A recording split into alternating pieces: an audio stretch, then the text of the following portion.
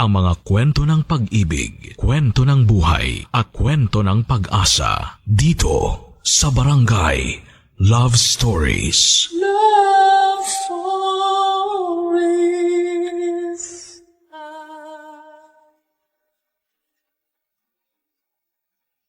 Ang paninindigan ay hindi para sa mga baluktot na gawain.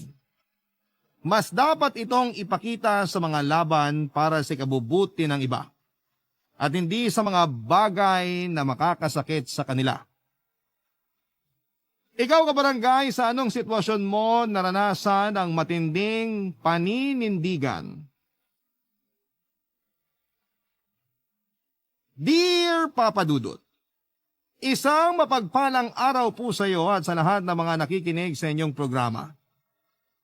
Sumulat po ako sa inyo dahil na-inspire ako sa mga kwentong napakinggan ko sa YouTube channel ninyo, sa Barangay LS. Nung una ay nagdalawang isip ako na ibahagi yung kwento ko dahil alam ko po na maaari akong mahusgahan ng ibang tao, pero ngayon po na sinusulat ko ito ay tanggap ko na ang lahat at handa na ako para dito. Itago niyo na lamang po ako sa pangalang Laarni, 30 years old nang mangyari ang kwento at taga Davao City. Pangalawa ko sa magkakapatid. 4 po kami at lalaki yung panganay sa amin.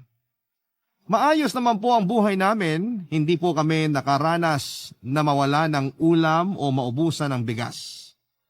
Dating barangay captain ang tatay ko, pero dahil matagal-tagal na rin naman siya sa serbisyo ay nagpasya na siyang magpahinga na sa politika. Kilala siya sa pagiging mabait pero istrikto, kaya ginagalang pa rin siya sa amin kahit na wala na siya sa serbisyo. Kahit sa loob ng bahay ay ganon din siya, Papa Dudut. Isa siyang mabuti at ulirang ama. Isang salita niya lang ay tumitiklop na kaming lahat. Iba kasi siya kung magdisiplina. Kabaligtaran naman niya ang nanay ko na sumama na sa ibang lalaki at tuluyan ang nawala ng pakialam sa amin. 3 taon na ako nagtatrabaho bilang room service manager sa isang hotel. Mahihain ako noon pero nasanay naman akong makisama at humarap sa mga tao noong nag-aaral pa ako sa kursong hospitality management. Masasabi ko rin po na maswerte ako dahil hindi ako katulad ng ibang anak na obligadong suportahan ang pamilya. Yung main reason kung bakit ako nagtrabaho ay para hindi na ako umasa pa kay Papa. Hindi na namin siya kailangan bigyan ng pera dahil malaki ang kinikita niya sa sarili niyang grocery store sa palengke. Bukod pa roon ay meron siyang 2 bakery. Noong mag-25 na ako ay pinayagan na ako ni Papa na bumukod na. Sa tulong ni Papa at ng panganay kong kapatid na isang dermatologist, ay nagkaroon ako ng sarili kong condo unit. Sa madaling salita ay maayos naman ang buhay ko. Maliban lang sa love life. Papa Dudut, marami na po akong naging boyfriend pero ni isa po sa kanila ay walang tumagal.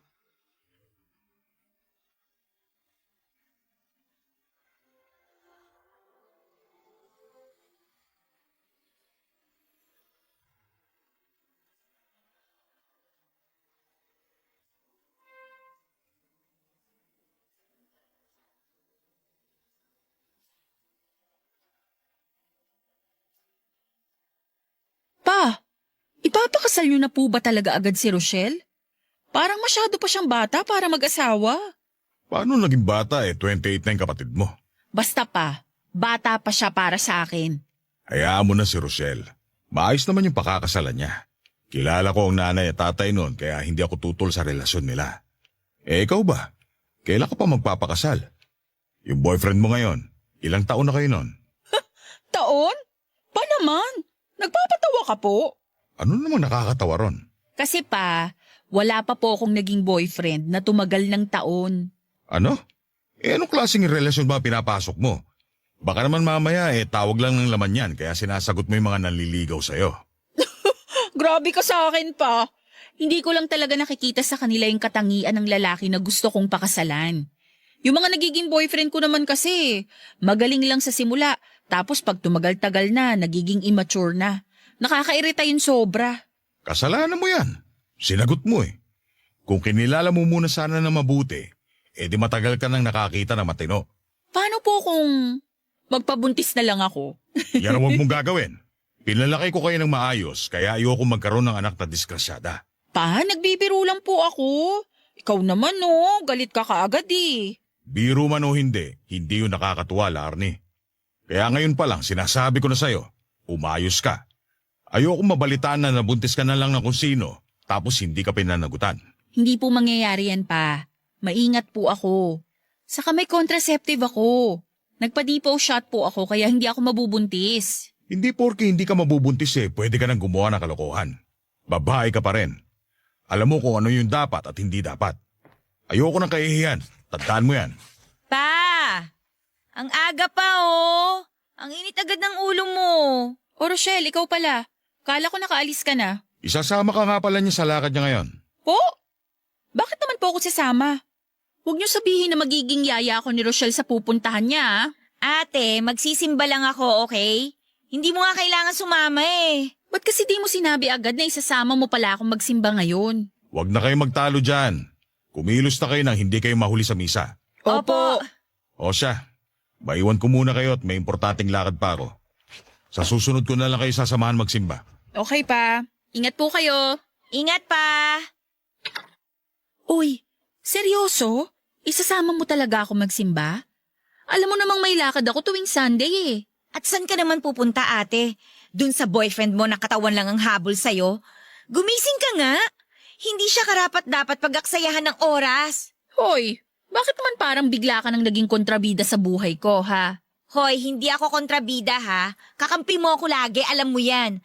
Pero alam mo rin naman na hindi kita susuportahan sa mga katangahan mo sa buhay. Yung bibig mo, ha? Sobra ka na. Ay naku, basta. Hiwalayan mo na yung boyfriend mo na yon. Kung sa akin pa lang, hindi na siya pasado para maging asawa mo, kay papa pa kaya? Kaya ate, tapusin mo na yan hanggat maaga pa. Papa Dudut, totoo nga na pareho sina Papa at Rochelle na hindi gusto ang boyfriend ko ng time na yon. Hindi ako nagkaroon ng pagkakataong ipakilala siya sa pamilya ko dahil alam ko na kung ano ang susunod na mangyayari. At gaya nga po ng sabi ng kapatid ko ay nakipaghiwalay na ako sa boyfriend ko. Ewan ko ba pero parang hindi naman ako nakaramdam ng lungkot noong pumayag siya na maghiwalay kami. Parang nakahinga pa nga ako ng maluwag.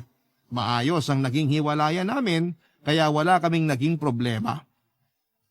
After 2 months, Papa Dudut, may nakilala ako sa hotel na nakaagaw talaga ng atensyon ko.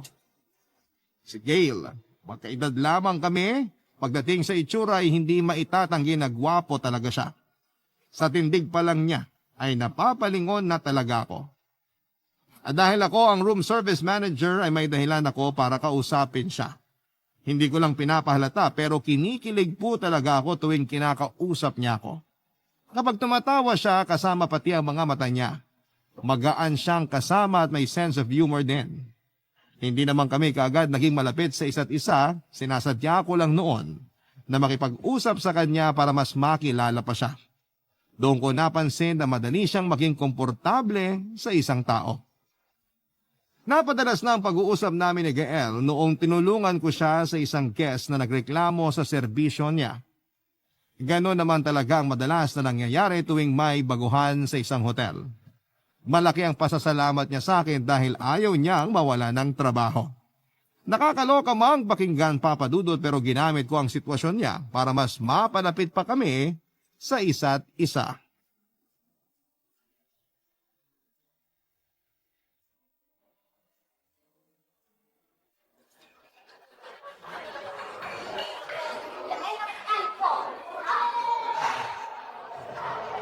Uy, ikaw nag-invite sa akin dito sa fast food kaya libre mo to ha? Walang problema, ma'am. Sagot ko na to. Biro lang? Ito naman, napakaseryoso mo. Naku, ma'am. Di po to biro para sa akin. Hayaan niyo na po ako na gawin to para makabawi naman ako kahit sa simpleng paraan lang. Sus, makapagsalita ka naman parang napakalaki ng utang na loob mo sa akin. Malaki naman po talaga, ma'am. Kung di po dahil sa'yo, baka nawala na ako ng trabaho. Naku, ayos lang yun. Maliit na bagay. Tsaka yun yung first time na tumulong ako sa kagaya mo, no? Kaya hayaan mo na yun, okay? Iyon po kung papayag kang sagot ko na lang tong pagkain natin. Sige na nga.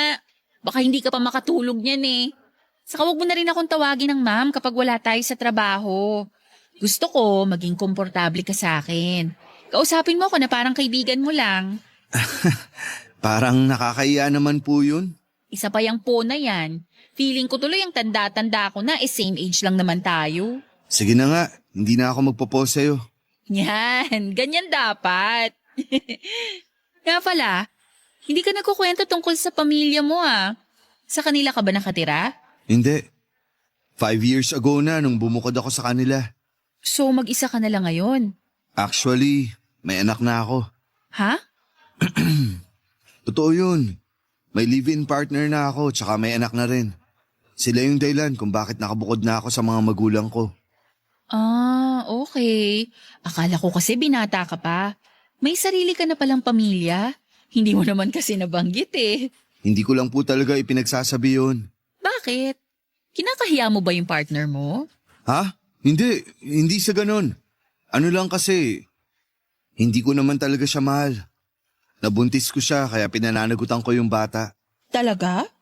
Paano yun? Magkasama kayo sa bahay. Medyo mahirap nga yung sitwasyon namin kasi kailangan naming ipakita sa bata na okay kami. Ilang taon na ba yung anak mo? 4 years old. Ah, malaki na rin pala. Oo, minsan nga gusto ko naman ligaw ng ibang babae. Pero sino namang maniniwala sa akin, di ba? Ako, naniniwala ako sa mga sinabi mo. Ay, sa totoo lang, nakaka-impress ka nga eh. Kasi pwede mo namang takasan na lang yung responsibilidad mo bilang ama ng bata. Pero hindi mo ginawa. Ibig sabihin, mabuti ka pa ring tao. Deserve mo ng girlfriend na magpapasaya sa'yo. Yun na nga yung problema eh. Walang nagkakamali sa akin. Sus, akala mo lang yun. Malay mo, one of these days, magkaroon ka na. Basta, wag mo lang pangunahan ang pagiging nega mo. Ikaw, pwede ba kitang tanungin tungkol sa personal mong buhay? Oo naman. Nagkwento ka ng bagay na hindi mo pinapaalam sa iba, pero sinabi mo sa akin. Kaya para fair, sasagutin ko rin yung mga itatanong mo. Sige. May boyfriend ka ba ngayon? Wala na. Wala na, so kagagaling mo lang sa breakup? Ganun na nga. Kamusta ka ngayong kaka-break nyo lang? Okay ka lang ba? Bakit naman hindi? Pareho naman namin ginusto na maghiwalay na. Wala eh. Hindi talaga nag-work yung relationship na meron kami. Malungkot din pala love life mo. So paano yan? Nakikipag-date ka na ba ulit? Hindi pa. Di ko type yung mga pumoporma sa akin eh. Saka yung iba naman kasi, pamilyado na. Ayoko naman maging kabit, no? Paano naman kung kagaya sa sitwasyon ko? Yung hindi naman kasal? Kasal man o hindi, basta nakipagrelasyon ka sa may kinakasama at anak na, kabit pa rin yung tingin sa'yo ng ibang tao. Papadudot napansin ko ang pananahimik ni Gael matapos kong sabihin yon. Hindi ko alam kung na-offend ko ba siya dahil iniba na lamang niya ang usapan. Aminado ako na pumalpak ako sa part na akala ko ay binata pa siya. Kahit na hindi niya sabihin ay alam ko na alam niya na disappointed ako sa mga nalaman ko. Ganon din naman siya noong sinabi kong hindi ako papatol sa lalaking may kinakasama at anak na. Pagdating sa trabaho ay professional naman kaming dalawa, papadudot. Hindi kami nag-uusap pero kapag out na namin ay madalas kaming nagkakayayaang kumain o di kaya naman ay uminom. Doon lumalabas ang natural na kakulitan niya. Masaya siyang kasama, papadudot. Hindi ako nabobore kapag siya ang kausap at kasama ko pero kahit madalas kaming nagkakasama ay hindi namin binigyan ng kakaibang meaning yon. Para sa amin kasi ay magkaibigan lamang kaming dalawa. May mga pagkakataon na nagkikwento si Gael tungkol sa kinakasama niya, papadudot. Alam daw niya na nakikipagkita na rin naman ito sa ibang lalaki na kasama pa ang anak nila, kaya siguro naman daw ay may karapatan din siyang makipag-date sa ibang babae. Friendly date lang naman yung ginagawa namin. Kahit minsan ay hindi namin napag-usapan yung tungkol sa aming dalawa, kung gusto ba namin ng isa't isa o hindi. Pero yung pagkakaibigan na meron kami at akala namin ay normal lang, para sa amin ay iba na pala sa tingin ng mga katrabaho namin. Hindi ko naman sila masisisi dahil manager ako at staff si Gael. Pero papadudot sinigurado ko naman noon na labas ang trabaho sa pagkakaibigang nabuo namin. Barangay Love Stories. Barangay Love Stories. Papadudot pagdating kay Gael ay nagiging pilyo ang mga iniisip ko.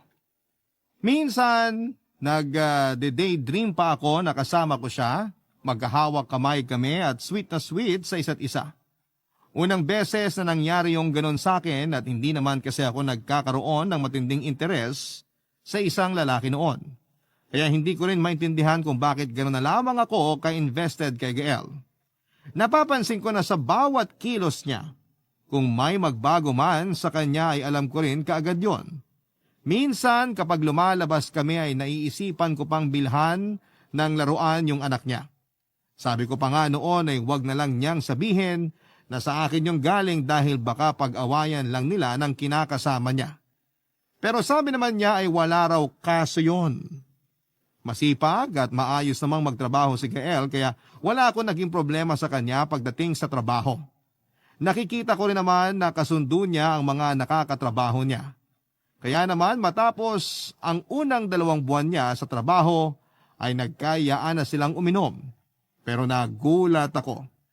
Nang imbitahin ako ni Gael at nag-alangan ako nung una dahil sila lang dapat yung magkakasama. Baka makasira lang ako ng bonding nila dahil mahirap nga naman kapag may kasamang boss. Pero hindi ko inaasahan noon na yung mga kasama pa niya mismo ang pipilit sa akin na sumama sa lakad nila, Papa Dudut.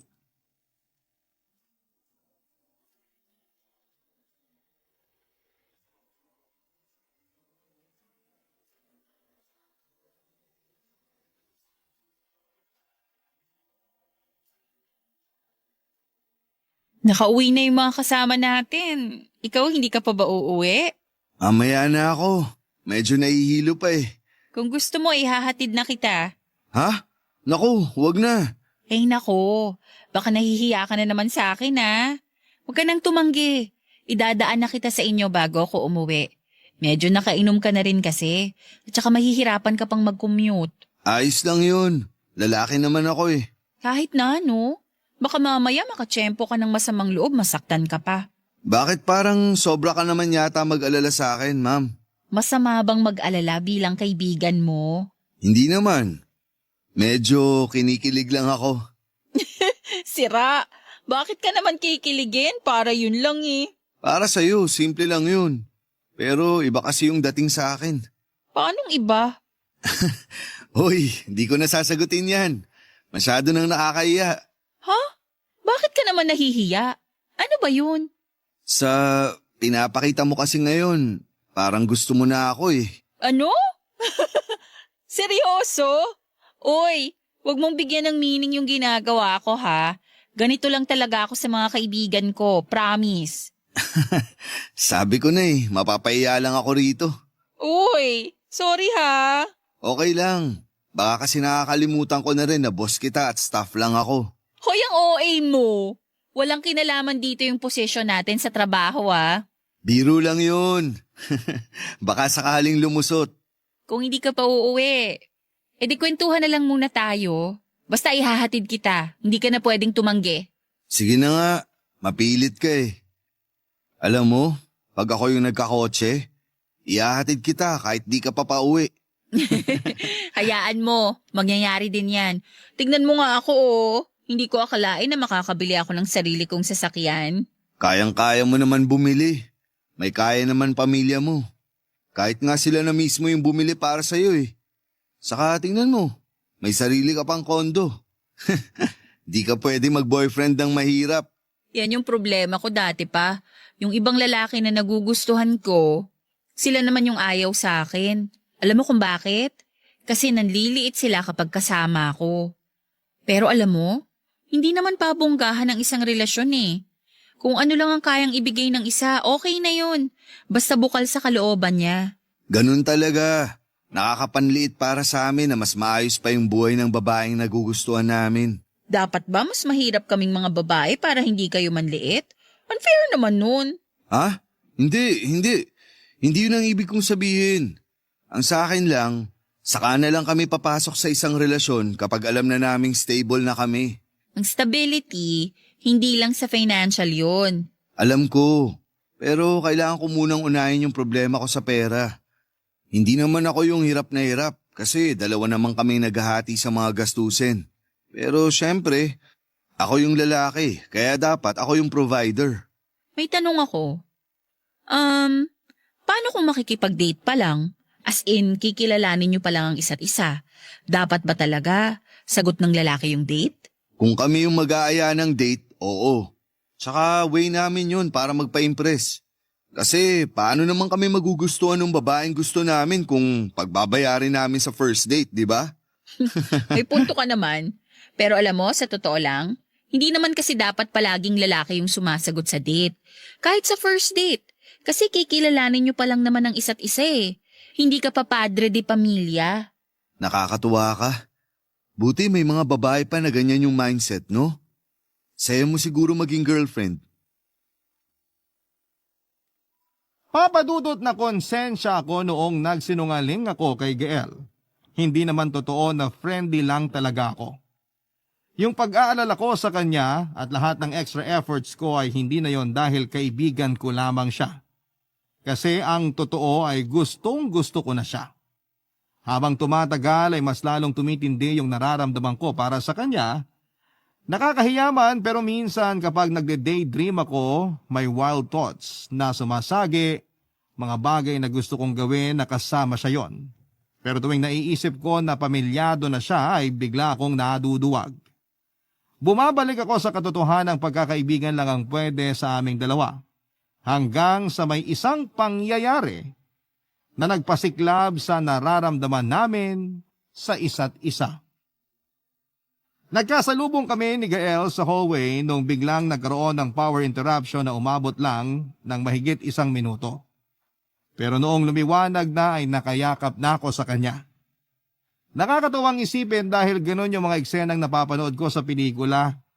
Pero mukhang pareho lang kami ng iniisip ng mga sandaling yon, papadudot. Dahil yung mga sumunod na pangyayari humantong na kami sa isang bakanteng kwarto.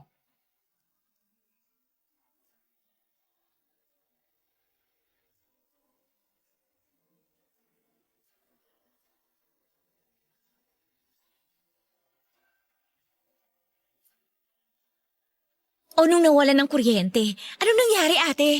Ewan ko ba? Pero parang bigla na lang may nabuhay sa amin eh.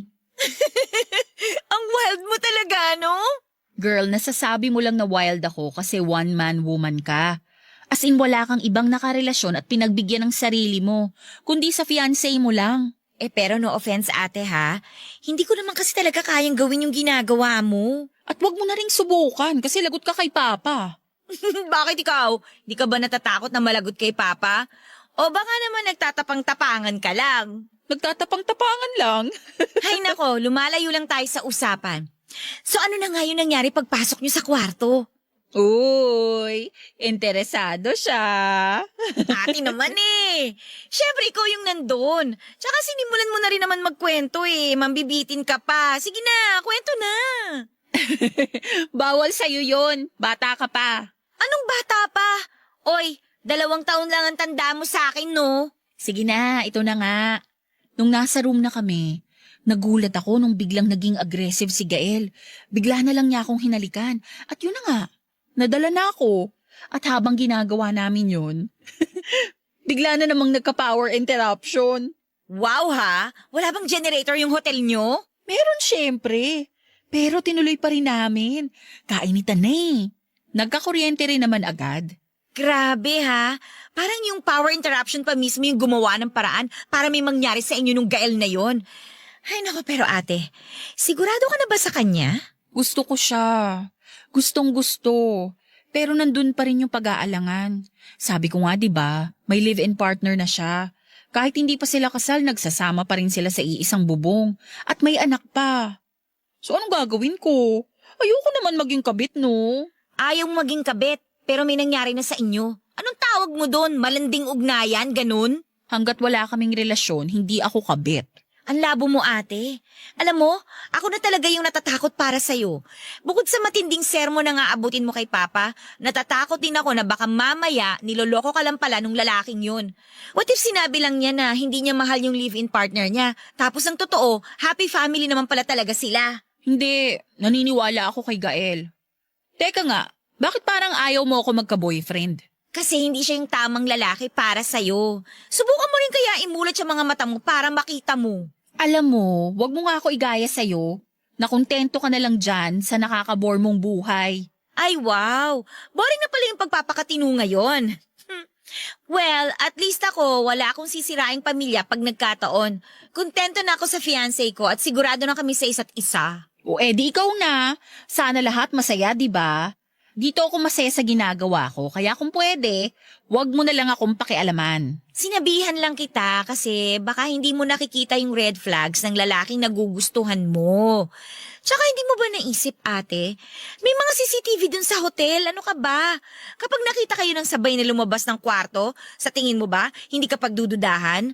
Ang malala pa niyan, baka pareho kayong matanggal sa trabaho kapag napatunayan na may ginawa kayong milagro sa loob mismo ng hotel at sa oras pa mismo ng trabaho ninyo. Huwag mo na nga problemahin yung problema ko. Kaya ko to.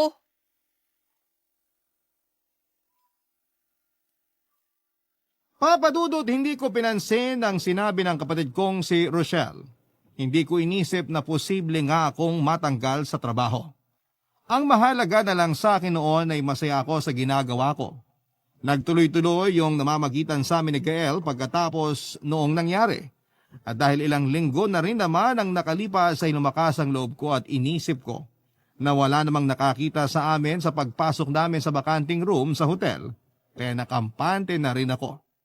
Ilang beses din kasi na nawala ng kuryente noon at hindi ko na lang yon masyadong idinitalye sa kapatid kong si Rochelle. Pagkatapos ng trabaho, lumalabas pa rin kami ni Gael at kung noon ay pakain-kain lang sa restaurant. O di kaya ay nagiinuman sa pagkakataong ito ay nag-check-in na kami sa isang motel. Tuwing sweldo naman ay isinasama ako ng mga staff ko sa inuman nila. Hindi naman ako tumatanggi noon dahil gusto ko rin namang makisama sa kanila pero tuwing nabubuksan ang topics tungkol sa love life, palagi akong nalalagay sa hot seat. Sinabi ko na lang na may lalaki nang nagpapasaya sa akin para manahimik na sila. Hindi na sila nag-usisa kung sino yon bilang respeto na rin sa akin. Hanggang isang araw, Papa Dudut. Inulit namin ni Gael yung ginawa namin noong unang beses na gumamit kami ng vacant room para sa kamunduhan naming dalawa. Pero sa pagkakataong ito, Papa Dudut, ay may nakakita na sa amin. Barangay Love Stories. Barangay Love Stories. Papa Dudut, totoo nga na lahat ng pagkakamali ay may katumbas na parusa. Pagkatapos ng araw na yon ay ipinatawag ako ng GM namin. May kumalat kasi na usap-usapan na nakita kami ni Gael na pumasok sa isang room at magkasama ring lumabas matapos ang halos kalahating oras. Pero sa halip na mahiya ay naggalit pa ako noon. Ipinagpilitan ko na magkaibigan lamang kami ni Gael at walang namamagitan sa amin. Gumawa ako ng dahilan kung bakit kami pumasok ni Gael sa room pero noong i-review ang CCTV, hindi tumugma roon ang mga sinabi ko. Kitang-kita kasi yung paghaharutan namin dalawa habang nasa hallway bago kami pumasok sa room. Mabigat man sa kalooban ko pero bago pa lumabas ang desisyon, tungkol sa pananatili ko sa trabaho ay inunahan ko na yon ng pag-resign. Sobrang sama ng loob ko sa mga nangyari. Gusto ko lang namang maging masaya, ang pagkakamali ko lang ay dinala ko sa workplace ko yung kalandian namin ni Gael. Natanggal siya sa trabaho gaya ng inaasahan ko, kaya naman hindi ko alam kung paano ko siya haharapin noon. Papa Dudut, inilihim ko sa tatay ko ang mga nangyari pero kahit na anong gawin kong pagtatago, ay nalaman pa rin niya yon, Papa Dudut.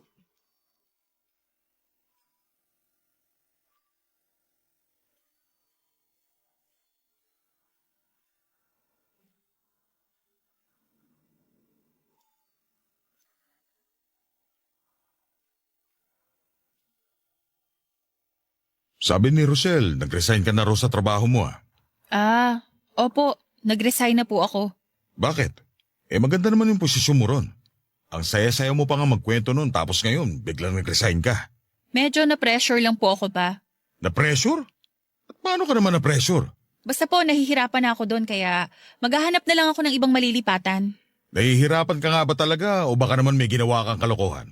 Pa, yun po ang totoo. Huwag ka nga magsinungaling, Larny. May kakilala ko na nagtatrabaho sa hotel at naikwento niya sa akin yung nangyari. Buisit ka. Binigyan na nga kita ng pagkakataon para magsabi ng totoo. Pero hindi mo pa rin ginawa. Ipinilit mo pa rin yung kasinungalingan mo. Kasi alam ko po, nahuhusgahan niyo ako agad. Bakit hindi? Gawain ba naman tinong babae yung ginawa mo? Makapagsalita naman po kayo, parang wala kayong nagawang kalokohan nung bata pa kayo ah. At talagang gagamitin mo pa yan sa akin? Kung may nagawa man akong kalokohan noon, hindi yun kasing baboy ng ginawa mo. Kababae mong tao tapos papasok ka sa bakanting kwarto na may kasamang lalaki? Isang pagkakamali lang naman yun pa. Pero kung husgahan niyo ko, parang nagkamali na ako buong buhay ko ah. Wes, kung ayaw mong hinuhusgahan ka, huwag kang gumawa ng alam mong mali. Alam mo kung ano pang nalaman ko, ha? Yung lalaking kinababaliwan mo, may kinakasama na at may anak pa sila. Hindi ka pa talaga nag-iisip, linti ka? Sino ba nagsabi sa inyo niyan? Si Rochelle? Eh di sige, magkampihan kayong dalawa. Total, pareho naman kayong mapanghusga. Hindi si Rochelle ang nagsabi sa akin. Pinuntahan ko yung lalaki mo. Ano? Bakit yun naman ginawa yun? Kasi gusto ko siyang kausapin. Gusto ko na layuan ka na niya. Hindi ko nga alam kung bakit nagpapakatanga ka sa lalaking yun eh. Ang dami-daming lalaki dyan na mas matino at hindi pa pamilyado. Pero yung may sabit pa yung pinili mo. Hindi ko itinuro sa'yo paninira na ibang pamilya. Gusto ko siya. Pero wala pa kaming relasyon, kaya wala po akong sinisira pa. May relasyon o wala, nung hinayaan mo na may mangyari sa inyong dalawa, paninira pa rin yon. Sino maniniwala sa'yo na basta tawag lang ng laman yon? Mukhang baliw na baliw ka na nga sa... Tama na po pa. Hindi na nga po kami nag-uusap eh. Tama yan. Dapat lang na hindi na kayo mag-usap o magkita. Kasi hindi magandang tignan. Sorry po. Saka ko tatanggapin yung sorry mo kapag alam kong matino ka na talaga. Pero sa ngayon, magdusa ka sa ginawa mo. Akin na yung susi ng kondo at ng kotse mo. Po? Akin na yung susi ng kondo at ng kotse mo. Ano? Nabiga na kakagalaw sa'yo ng lalaking yon?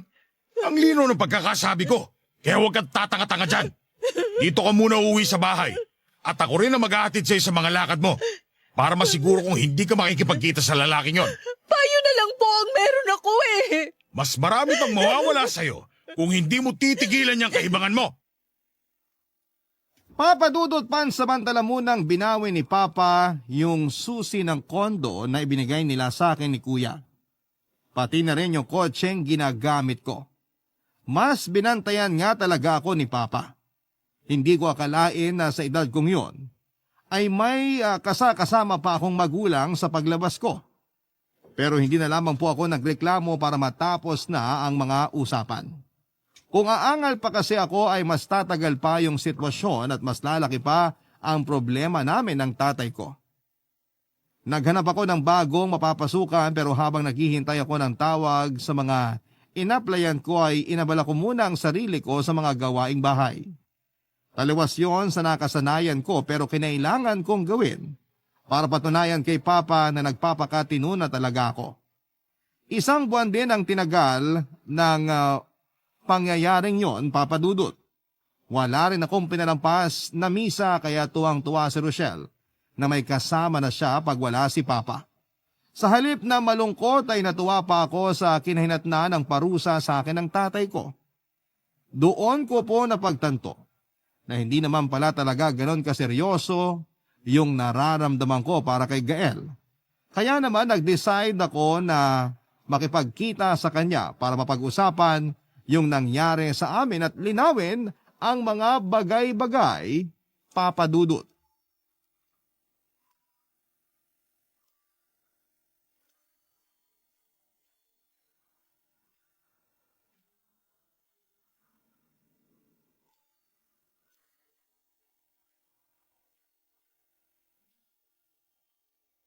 Buti hindi ka nahirapang hanapin tong unit ko. Hindi naman yun kasing hirap ng inaakala mo. Ano pa bang kailangan natin pag-usapan? Pwede namang i-chat mo na lang. Galit ka ba sa akin? Sino namang matutuwa sa ginawa mo? Natanggal na nga tayo sa trabaho tapos iniwan mo pa ako? Ba't naman ganun? Labo mo eh. Nawalan ako ng gana, okay? Yun yung totoo. Kasi hindi ko na rin alam yung gagawin ko nung time na yon. Sana kinausap mo ako.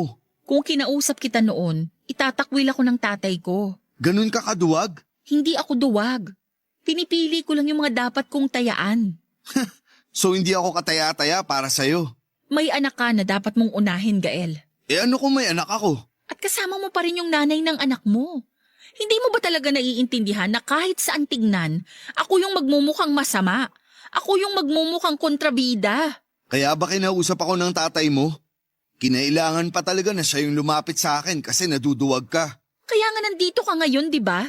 Kasi gusto ko nang tapusin yung meron tayo. Anong tatapusin? Eh wala ngang tayo.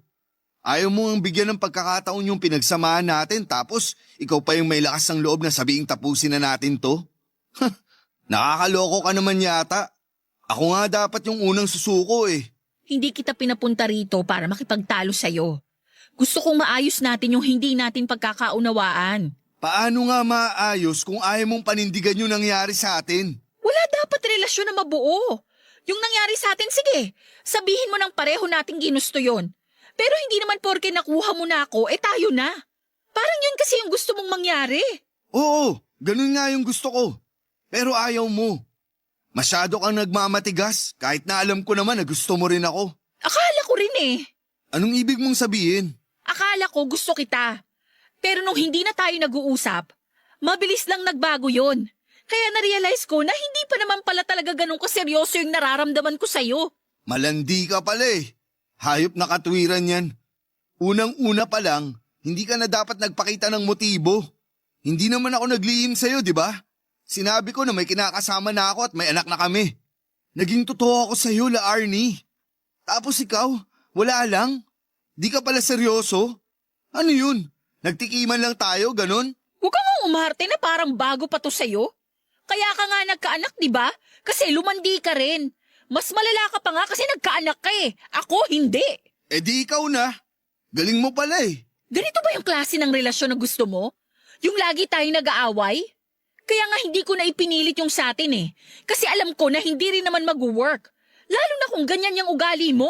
Mas lalong hindi ko tatagalan yung ugali mo. Sana pala hindi na lang tayo nag-usap. Wala rin naman palang patutunguhan to. Sana nga talaga hindi na lang ako pumunta. Sorry. Huwag ka mag-sorry kung hindi naman bukal sa kalooban mo. Sorry na nga. Pasensya na sa mga nasabi ko. Gusto ko lang talagang linawin na walang pag-asa na maging tayo. Nagkasala na tayo ng maraming beses. Kaya wag na nating dagdagan pa yon. Papadudot mahaba pa yung naging usapan namin ni Gael bago kami tuluyang nagkasundo. Napagkasundoan namin na hindi na namin ipipilit pa kung anuman ang namagitan sa aming dalawa. Kahit saan kasi tingnan ay mali talaga yon. Natuwa naman si Papa nang malaman niya yung ginawa ko. Sinuportahan niya ako sa desisyon ko.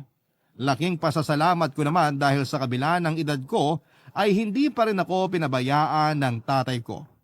Medyo nahirapan kasi ako na makahanap ng trabaho kaya ginamit na niya ang koneksyon niya sa mga kakilala niya. Pero kahit may backer, pinatunayan ko naman na karapat dapat ako sa trabahong napasukan ko. Sa ngayon, Papadudot, ay happily married na po ako at may isang anak na rin, isang chef sa restaurant yung napangasawa ko. Mabait siya at maprinsipyo tulad ni Papa. Si Gael naman ay pinakasalan na rin niya yung kinakasama niya para sa anak nila. Hindi na kami nagkikita at hindi na rin nagkakausap. Sa katunayan ay nauna pa siyang kinasal kesa sa akin. Nabalitaan ko na lang yon sa dati naming katrabaho sa hotel na kasama namin ni Gael ngayon sa bagong workplace niya. Pero bukod doon ay wala kaming naging kahit na anong connection pa. Hanggang dito na lamang po, Papadudot, ang aking kwento at maraming salamat po sa mga bumubuo ng Barangay LS. Pagpalain na po kayo. Ang inyong forever kapuso at kabarangay, La Arnie. Nagustuhan ng iyong napakinggan? Ituloy yan via live stream sa www.gmanetwork.com/radio. Barangay LS 97.1 forever